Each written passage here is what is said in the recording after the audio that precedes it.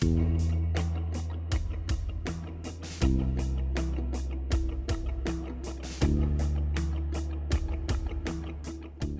everyone. In this video, I'm going to walk through practice problem INVST-02. This is all about investments, and it's going to cover both equity and debt investments, and just kind of integrate the two to kind of test your knowledge of both at once. So let's dive on in.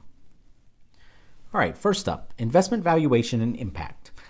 It tells you Tiger Inc. held the following investments at its fiscal year end. Determine the total investment value Tiger Inc. should report to investors on its balance sheet, and also determine the total impact of these investments to net income. So we're looking at a balance sheet impact, we're looking at an income statement impact. And notice that the company has all four types of investments, and notice it provides you both the historical cost, what they were originally bought for, as well as the fair value, what they're currently worth for each of those types. So take a moment, pause the video, see if you can figure out what is the total impact to both of those financial statements, and then when you're ready, unpause and I'll walk through the solution. All right, welcome back. So here we go. I'm going to start with the balance sheet because it's the easier of the two questions. And for the balance sheet, remember, all you care about is which types of investments get retained at historical cost versus which types of investments at an accounting period end are updated to reflect their fair value. And only held to maturity is kept on the balance sheet at historical cost. All of the others get updated to fair value. And so held to maturity is going to be valued at $150,000, and the other three are going to be valued at what you see here listed for their fair values. And so we simply need to add all those up. And if I just pull out my handy dandy little calculator, looks like I might have actually had the solution on there already from trying it out earlier. 247 plus 143 plus 73 plus 150 is 613,000. And that is our total investment value reported on the balance sheet. Okay, so that one's the kind of the easier of the two questions. So I'm going to move the calculator for a minute, and let's go ahead and talk about the income statement. The income statement is the trickier of the two because it requires you to know not simply what gets updated from historical cost to fair value, but when you make those updates, which ones actually affect net income. So first of all, we can go ahead and rule held to maturity out. Okay, held to maturity isn't getting changed from historical cost to fair value. Therefore, there is nothing to run through the income statement. There is no impact to net income for it. On the other hand, anything that changes to a fair value has some sort of unrealized gain or loss. The question is, which unrealized gains or losses go into net income? And it's not all of them. In fact, it's only two. It's your equity and your trading debt. Your available for sale is your hybrid. And when it has unrealized gains or losses, those unrealized gains or losses skip the income statement and go straight into equity. Okay, so we're going to ignore that, and we're going to ignore held to maturity. All we need to deal with is the equity and trading debt. Any unrealized gains or losses from these do go on the income statement. So now we just have to figure out, okay, for each one, equity started at $240, it's now worth $247, so we have a $7,000 gain on our equity investment. Trading debt started at $146, it's now at $143, so we have a $3,000 loss on it. If you combine the two, that means that we've got a total of a $4,000, and I was writing gain or loss just because of space constraints up there, but it's a $4,000 unrealized gain that is going to flow through the income statement and therefore increases net income. Okay, so how'd you do on that one? This one was kind of designed not to say, oh, can you make journal entries, right? Because journal entries aren't the end all be all. It's a lot of what we do in accounting, but understanding conceptually how these things work, understanding why they're valued the way they are, why certain valuations go through certain financial statements and not others, That's even more important than knowing how to do a journal entry, right? And so this one was kind of designed to test, do you know the difference between these types of securities, and therefore the difference in the accounting for them. All right, let's move on. Now we are going to test journal entries. So here I have a series of investment transactions. I say Blue Devil Core has the following information related to investments during 2018 to 2020. Record all necessary journal entries. So this is going to be a mix of both equity and all three types of debt securities. We have some transactions here. We have more transactions on the next slide. And we have two final transactions on the third slide. So what I encourage you to do is pause the video. If you have a physical copy of this, work through the whole thing. If you don't have a physical copy of this, pause the video at each of the slides. I just showed them, but I'll back up through them slowly too. So you can pause the video on any one of them and make sure you try out the entire stream of transactions. Because once you unpause and come back, I'm going to walk through the entire solution from start to finish, how you would journalize this entire series of investment transactions. So take a moment, come back when you're ready, and then I'll walk through the solution. All right, welcome back. So here we go, starting with letter A. On January 1st, so I'm going to go ahead and write January 1st, 2018, we purchased $20,000 worth of debt security A. Okay, I just gave them letters so that they're easy to distinguish. Management bought the securities with the intent to turn a quick profit.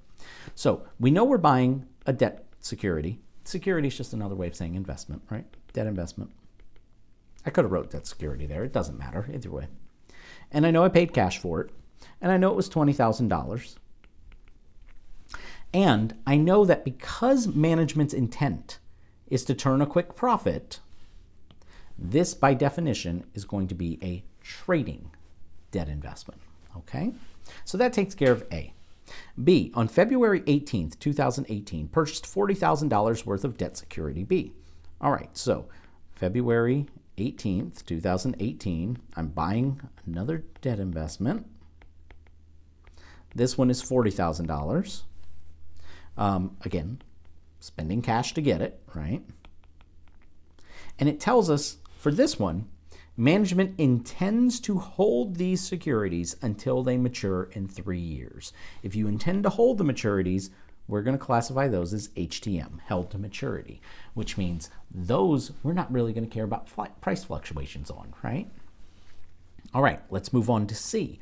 C says at fiscal year end, so we get to the end of the year, 12/31/18. Debt security A was worth $22,000 and debt security B was worth $39,000. All right, right away I'm going to say, hey, see that debt security B worth $39,000?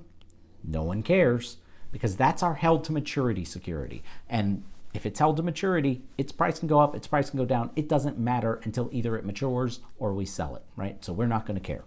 Ignore that. However, debt security A was a trading debt investment. And trading debt investments are going to be updated to reflect their fair value, and those adjustments are going to go through the income statement. And so what we need to do on this day is we need to assess, well, it's worth $22,000. We originally bought it for $20,000, so its value has gone up by 2. And so what we're going to do is we're going to debit the debt investment to increase its value by 2. And then whoop, I was about to write cash like we were buying more. We're not buying cash. Why is it going up by 2? It's because we have a gain, but specifically it's an unrealized gain because we haven't sold it yet of $2,000. And that unrealized gain will go through the income statement. So that's it for this first slide of transactions. Let's move on.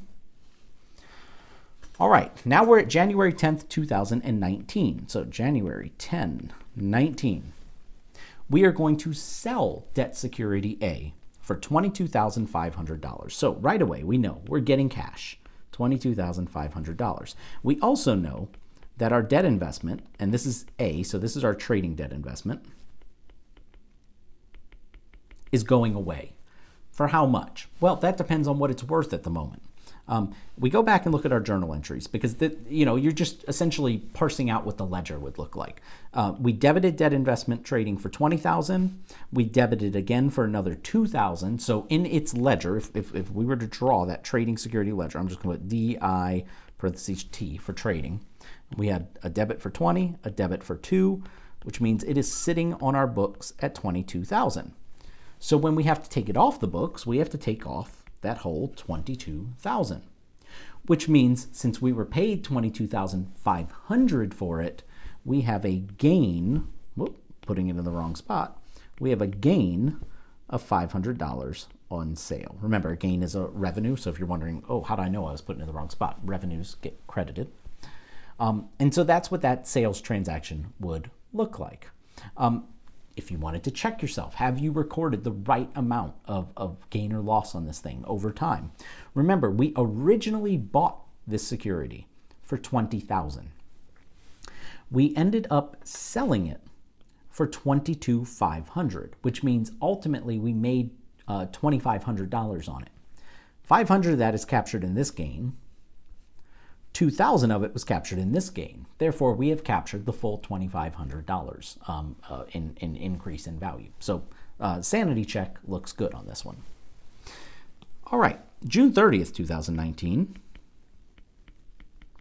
we purchased another debt security C, $30,000 worth. So we're getting a debt investment. We're paying cash, $30,000. It says the security matures in 5 years, but management is willing to sell them early if a good offer presents itself.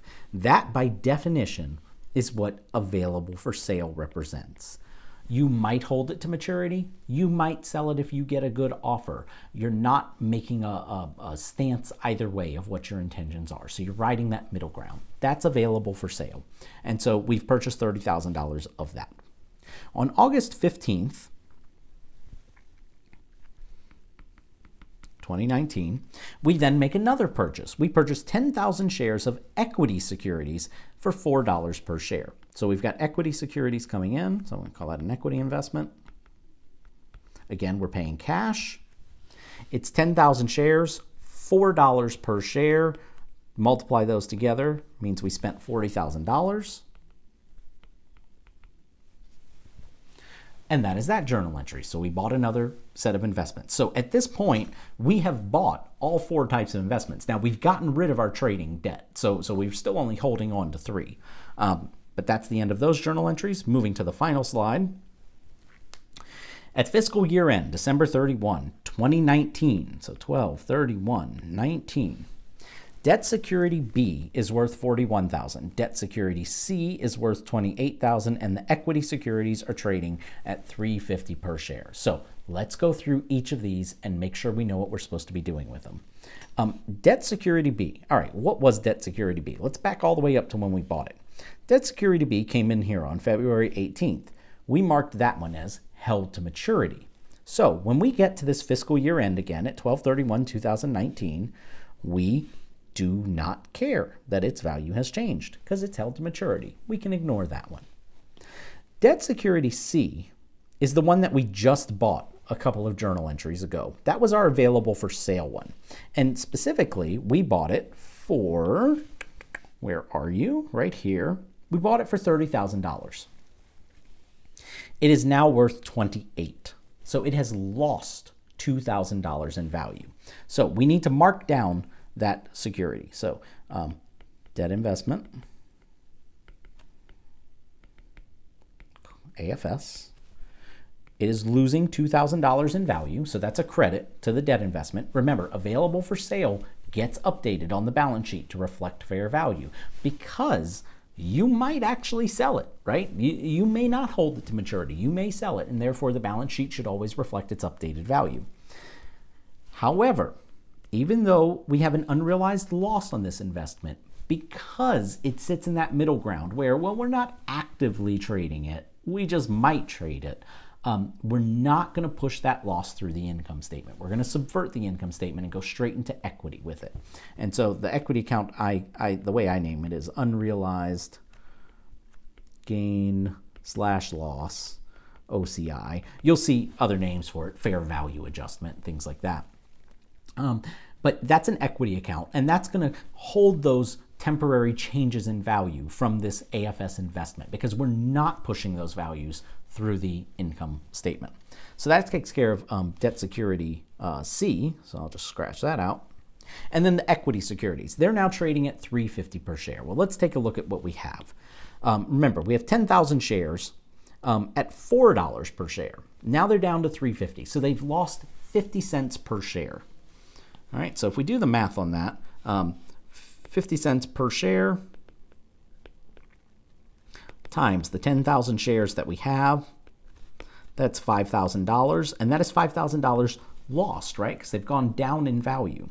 And so what we're also going to record on 12/31/19, you could have done this all as one big journal entry, but I'm just splitting it out for the sake of making it clear to y'all. What we do here now is we have to lower the value of the equity investment. Remember, equity, trading debt, available for sale debt, all of those, everything but held to maturity, the value gets reflected at fair value on the balance sheet, okay? And so we're going to mark it down by 5,000.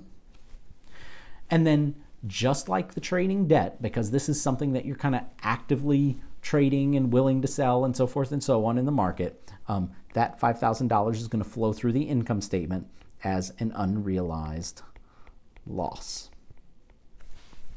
Okay, so that takes care of G. And then we're down to our final journal entry on May 5th. So May 5th, 2020. We are now going to sell the debt security C. So debt security C, that's our AFS security that we adjusted right here. We are going to now sell that debt security for $34,000. So we know we're getting cash, $34,000. We know that the debt investment has to go away. So debt investment, AFS. Now, how much is that debt investment on our books for? Well, we originally bought it for $30,000. We then took $2,000 in value away. So it is currently sitting on our books at $28,000. And so that's what's got to come off our books. We also, when we lowered its value, we recorded an equity account called unrealized gain or loss or fair value adjustment. We recorded an equity account as a $2,000 debit to represent that loss that never went through the income statement. That loss, that equity account, that has to go away too. You can't keep an unrealized loss on your books for an investment you're no longer going to have. And so we have to get rid of it. And to get rid of it, because it was a debit of $2,000, it is now going to be a credit of $2,000. And that's going to get rid of that little equity adjustment. So unrealized G/L OCI for $2,000. Now we can go about this two ways. We can go calculate what the overall gain or loss on this investment was, or we can just fill in the rest of this journal entry.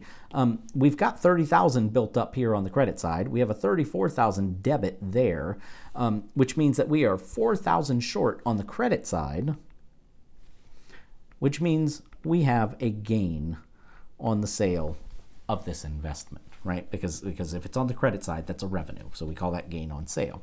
Now we could check ourselves. We could simply say, well, we sold it for $34,000. We originally bought it for $30,000. Therefore, we have made $4,000 in cash from this transaction, which means that overall, we should have pushed $4,000 in revenue through our income statement. That's exactly what we are doing here.